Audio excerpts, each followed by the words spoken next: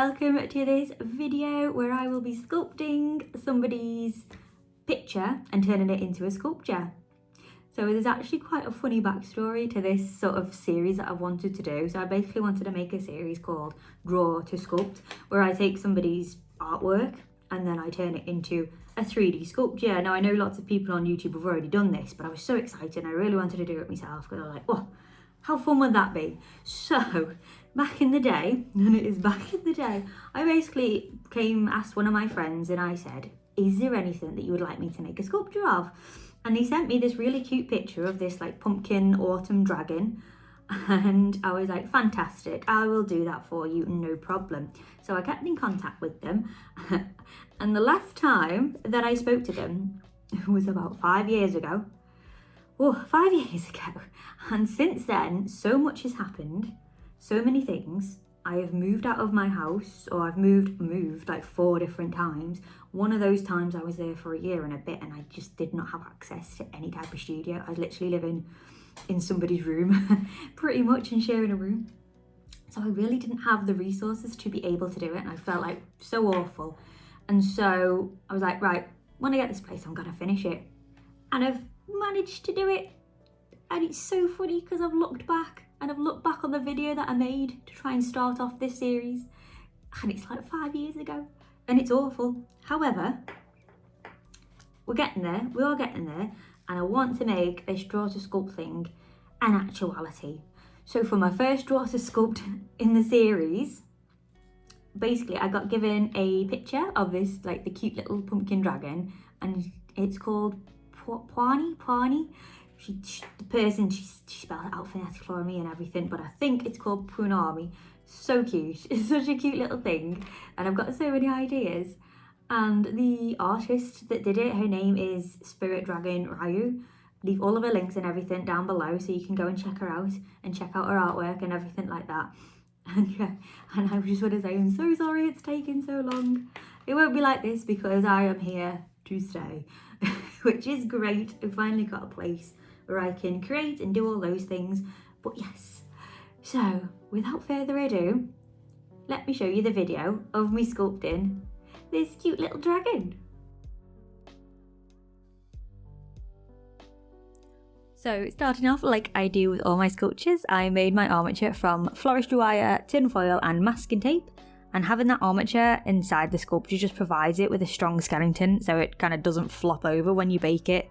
Although on this dragon, I didn't make a wire for the tail, which I regretted so much further on because the tail actually snapped off after a baking session due to it being so heavy. And you'll see how much clay that I actually put on that end of the tail, and it could not hold the weight without that wire inside of it. So I suppose you live and you learn, and then now I add wires to all of my dragon's tails. Even though it is a lot easier just to roll out a sausage of clay for the tail, it's just not worth the instability it causes. It was so cute. I thought this armature looked like a little ghost dragon. That's cute. So now I'm just using a liquid Sculpey and I'm putting that all over the masking tape, and this just helps the clay to bond to it when baking, and I also find that it stops air bubbles forming in between the tape and the clay. If there is that layer of liquid Sculpey, I don't know why, it just sort of stops it from happening and stops from air pockets from forming. And then for the clay, I like to put it through my pasta machine on the setting 2 and have like a nice sort of soft conditioned piece before I actually cut into it. So all the edges I like to cut off as well that might be a little bit flaky, I guess you could call it. So kind of I'd like to cut them off, and then I like to have a nice square piece or a big piece of clay that's nice and conditioned and isn't all cracky and just horrible. And then once that's all done, then I like to cut it into strips to cover all of the tape. And then the polymer clay that I'm using for the dragon is actually Fimo, and it's in the colour Tangerine. So to create the fur effect, I use a little kind of ball tool. You can get them in nail packs, and like a little needle tool to create little nicks in the clay. So little tiny. For short hair, I like to do short nicks, and then for long hair, you kind of do like long sort of wedges in the clay. If that makes any sense. But for short hair, it's going to be like little nicks. And I wanted to do short fur because I imagine the pumpkin dragon would be quite fluffy and soft and covered in fur, and covering it all over its body. So that's what I went for. And doing the fur, it does take a little bit of time. It takes a lot of time, actually.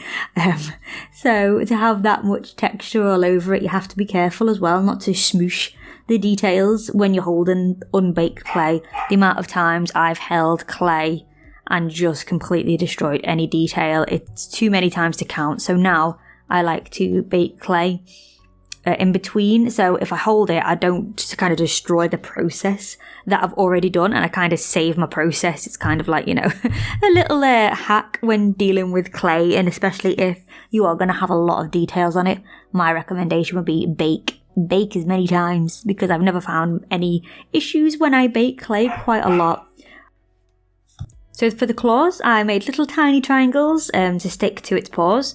I wasn't too minded whether or not to keep them as paws or to make them as claws, but I thought claws would look better for the dragon, and on the picture it does have claws as well, so I wanted to keep with the picture as much as possible, so I went for claws, even though the paws look dead cute and dainty and they were little paddy paws. But no, it's a dragon, it needs claws, it needs something. Big claws, and that's how I do it. So I make little tiny triangles and then just stick them on to the paw fingers.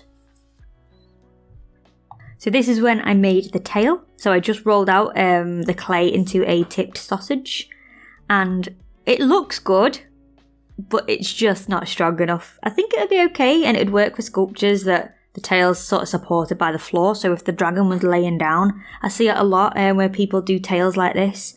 But for the position that I wanted, it just needs wire to hold it. You can't, the clay's just not going to hold it up that much. And I really wanted the dragon to be curled up in that position to kind of match the drawing as well. So in future, I will definitely be using wire inside the tail the whole way through the tail as well, especially with how much if I put tips on the end and if I put fur on it as well.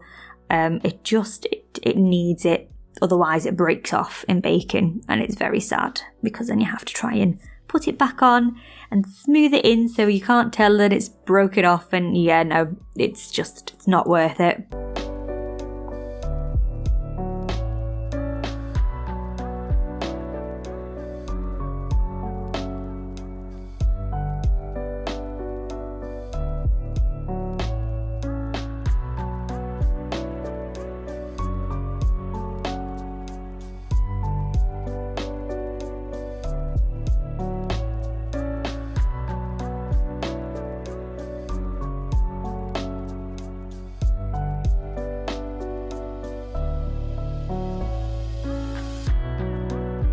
So when baking kind of like floating parts, I like to put foil underneath.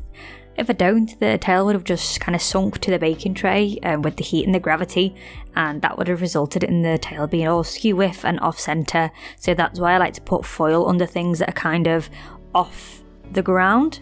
In a way, it's quite hard to explain, but yeah, so if you put foil underneath it, it kind of holds it in place, so the heat and it doesn't sink and flop. For the feet, I found a little bit of a hack. So I rolled out 2 large teardrop shapes, so 2 big teardrops of the orange clay, and then with my scalpel, I made 2 cuts to create 3 little toes, and then once that was done, I then cut a tiny triangle wedge on each of the toe cuts to sort of make a point, and then I'd pinch the end to make them sort of claw-like, and then with the needle tool I made an indent to create the start of the claws. So that's how my little hack to make dragon claws.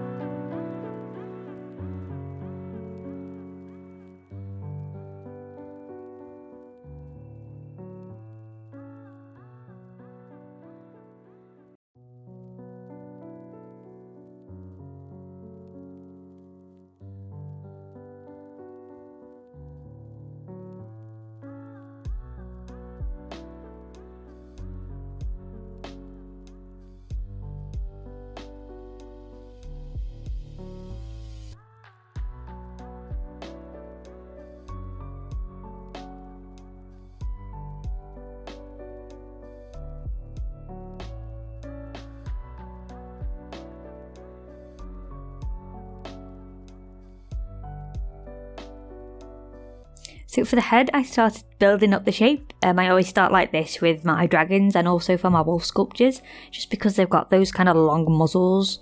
I haven't found a quick way to do the head, and for me they are the hardest bit of the sculpture. I always kind of leave them to last, which ends up with a lot of my sculptures having massive heads, but I find it quite hard to do, so I've definitely got to just practice doing heads just to kind of figure out how to do it quickly, because they do take a long time to do. They are the longest part. Sometimes the wolf tails do take a while and the fur, but the heads are just, they're something that has to look good. Otherwise, the entire sculpture wouldn't look good.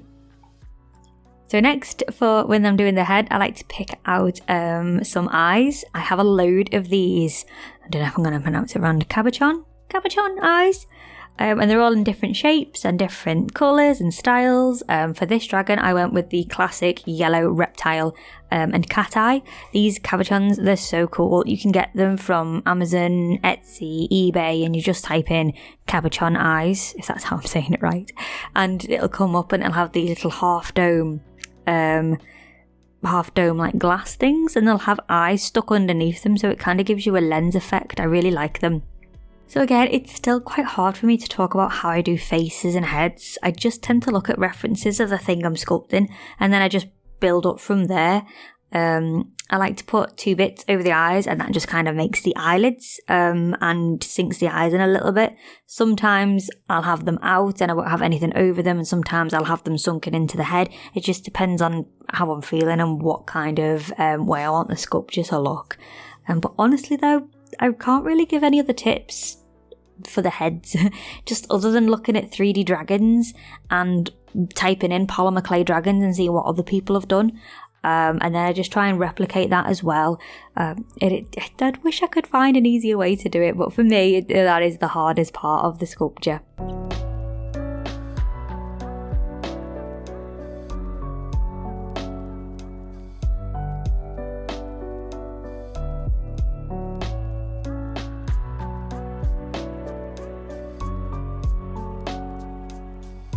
So for the horns, I make 2 tipped sausages, and then I grab the tip of them and then I'll curl them round each other, kind of like 2 snakes, or when you see those 2 slugs mating, that's kind of like what I think when I'm turning it round.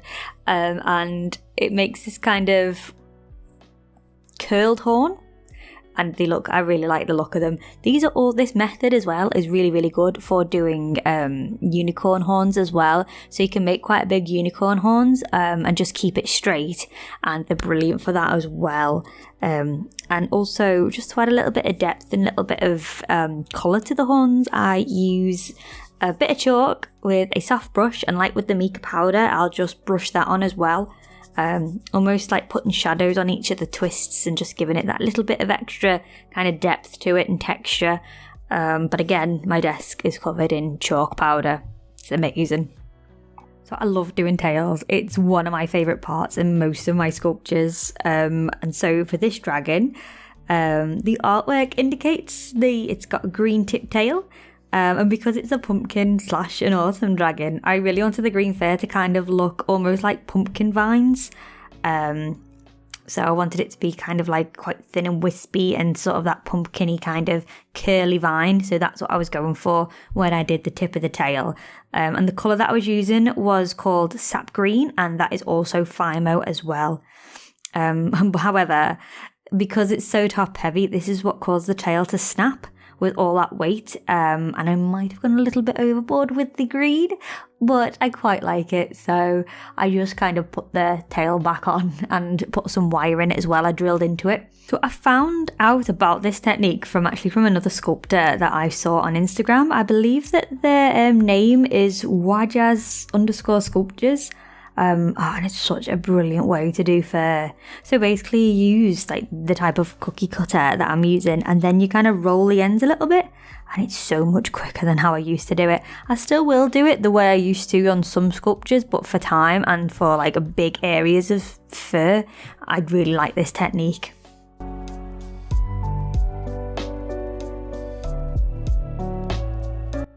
So I am trying to use up some supplies that I've got. I have a load of supplies in my art room that I just haven't used, and I really need to put them towards a sculpture. So I found these really, really cute little nail art stars. and little orange ones, and I thought it would look really cute just being dotted all over the dragon and all over its fur as well. So the only issue is I recorded this bit on my new iPhone. I was kind of hoping to replace my DSLR camera, but honestly, I'm not that impressed with the quality, which is a shame because it was the biggest reason why I went for like this phone. So I bought the iPhone 15 Pro Max, and I was hoping that I could have just used that instead of my big massive camera because I need my big tripod and everything. So it is a bit of a shame, and I am a bit meh. I did get the unlimited, I don't know, it's a deal where you can go and get another one in 90 days. So I think I'll do that and try again with a different camera. But I am quite disappointed. I thought iPhone's camera would have been really good, but it just kind of oversaturates and darkens everything. It's so weird. Not a fan. So I did the same thing with Divine Green effect on the face. And honestly, I think it made it look more like an oriental dragon. And I love it. I love it. I think it looks so good. So I'm so happy about that. So the last little bit is for the base, and so I did originally paint it brown like the drawing, but it just didn't seem to match. So I painted it orange to like this orange and red kind of gradient with little maple leaves going around and some like yellow and orange glitter, and I think it matches the dragon a little bit more than the brown did.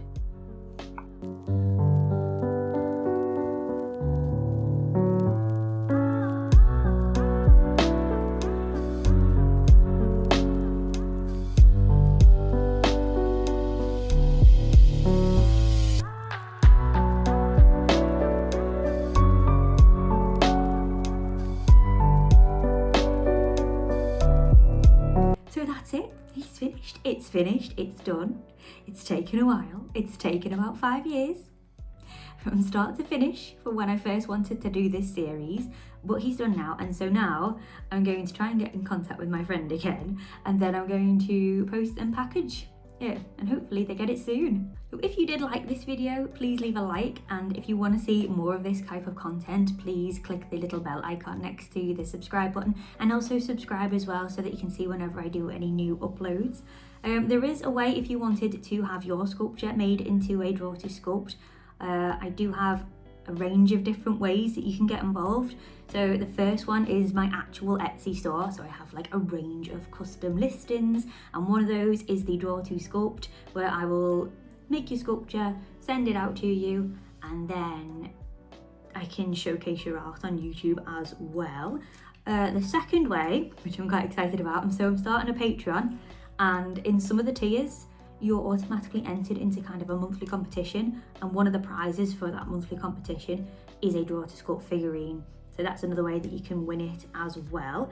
And the third way, and that's for people say that maybe can't afford getting a sculpture or a Patreon, which, you know, many people can't. So if you keep an eye on my YouTube channel and my social media platforms, I do give giveaways from time to time.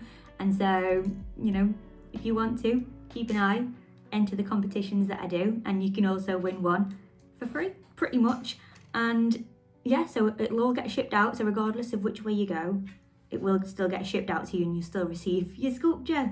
And yeah, and I'll make a video on how I make it. So yeah, I hope you liked this video, and if you did, please leave a like or a comment in the section below. And I hope I'll see you guys in the next video. Bye bye.